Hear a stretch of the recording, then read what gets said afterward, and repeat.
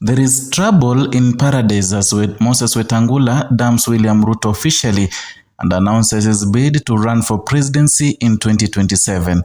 Welcome to Kenya Lens Media, where we give you news updates as they break without favoring any side.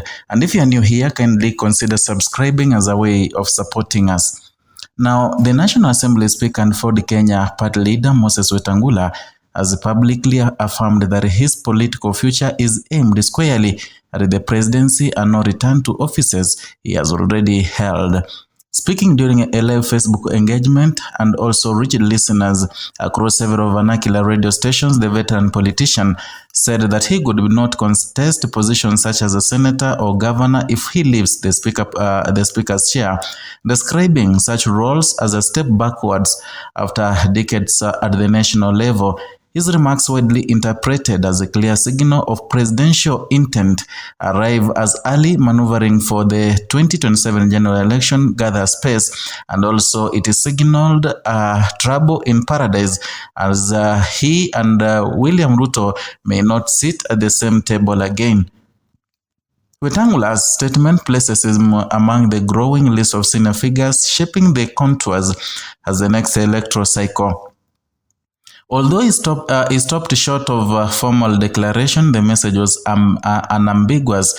His career, he said, has followed a steady upward path, and the presidency represents that the logical stage, or rather the logical next stage. The comments have revived the debate about his national appeal, his place within Kenya's shifting coalition politics, and broader implications for the Western Kenya's political alignment ahead of the 2027. Kenya's political calendar may still be 2 years from the next general election, but elite positioning has already begun. Since the promulgation of the 2010 Constitution, pre-election coalition building has become decisive, with the major alliances often taking shape long before official campaigns begin. Wetangula's remarks fit this pattern, offering supporters and rival alike a preview of the ambitions and bargaining position.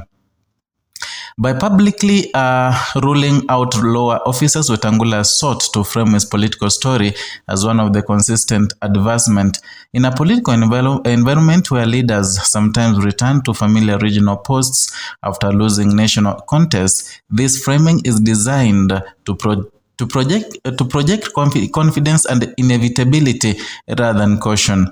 Wetangula's political journey spans more than 3 decades. Trained as a lawyer, he first entered parliament as a member of parliament before rising to national prominence, and through ministerial appointments in successive governments. He later served as the senator following the introduction of the bicameral parliament under the 2010 Constitution, before ultimately being elected Speaker of the National Assembly. According to Parliament of Kenya's official records, his legislative career has been marked by involvement in key policy debates, particularly on foreign affairs, justice, and constitutional matters.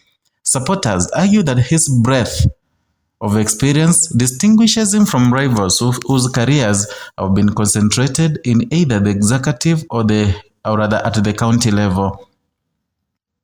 Wetangula has also been a central figure in coalition politics as a leader of Ford Kenya party, a party with the deep historical roots in the country's pro-democracy movement. He has repeatedly negotiated alliances with the larger formations. Political historian noted that his such coalition skills are essential in presidential contest under Kenya's fragmented party system. The speaker's assertion that seeking a senatorial or gubernatorial seat would amount to regression is as much strategic as it is personal. It signals to allies that his focus is national, not regional, and to competitors that he is unwilling to be sidelined into a supporting role. It also positions him as a political coalition principal rather than a junior partner. However, ambition alone does not guarantee viability. Kenya's presidential races are shaped by ethnic arithmetic, coalition breadth, and perceptions of reformist credibility. While Wetangula commands respect in Western Kenya, translating that the base into a national coalition remains a central challenge. According to 2024 analysis by the International Crisis Group on Kenyan electoral dynamics, successful presidential candidates since 2002 have combined a strong regional backing with carefully negotiated cross-regional alliances. The report notes that early signaling often serves to strengthen a leader's hand in these negotiations, even if it does not immediately translate into a formal bid. Supporters of the 4D Kenya leader argue that his long tenure in parliament and government has prepared him for the presidency, and they point to his understanding of legislative-executive relations, his experience in diplomacy during his time as the cabinet minister, and his role in steering parliamentary business as a speaker. In their view, these credentials align with the demands of presidency in a constitutional system that emphasizes checks and balances. Critics, however, caution that Kenya's political landscape is unforgiving. They argue that voters increasingly demand clear economic and governance agendas, not just experience. Some also question whether Wetangula's long association with establishment politics could be a liability at a time when public frustration with high living costs and corruption remains high. Public opinion surveys conducted after the 2022 election indicated growing skepticism towards career politicians, even as voters continue to value experience. This tension underscores the challenge Wetangula faces, presenting himself as both seasoned and responsive to changing electorate. The evolution of Kenya's political system since 2010 has reshaped pathways to the presidency. The evolution created powerful county-level offices, leading some national figures to retreat to governorship or senatorial seats after unsuccessful national bids. Wetangula's rejection of this route is therefore notable, and it reflects a belief that leadership should be linear and that the presidency demands a sustained national profile. Historically, leaders from Western Kenya have played influential roles in national politics, but have struggled to secure the presidency without broad alliances. Analysts frequently said the region's importance as a coalition partner rather than a standalone electoral bloc. Wetangula's comments may thus be read as attempt to redefine that narrative by asserting presidential readiness early.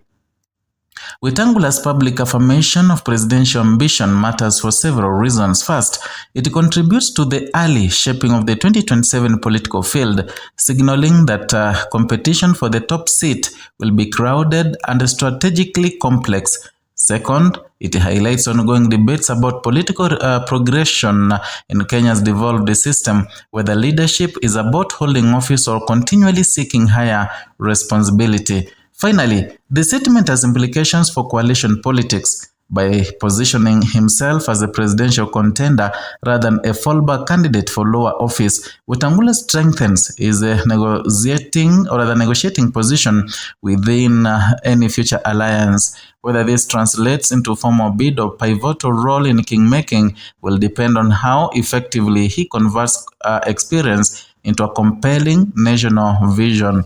As Kenya's political temperature rises, such early signals offer insight into how seasoned leaders are reading the movement. For Wetangula, the message is clear that after decades of the center of national politics, his sights are set on the country's highest office, and he has no intention of turning back. That is all for today from Kenya Lens Media, where we give you news updates the way they break. Kindly, if you're new here, consider subscribing as a way of supporting this platform.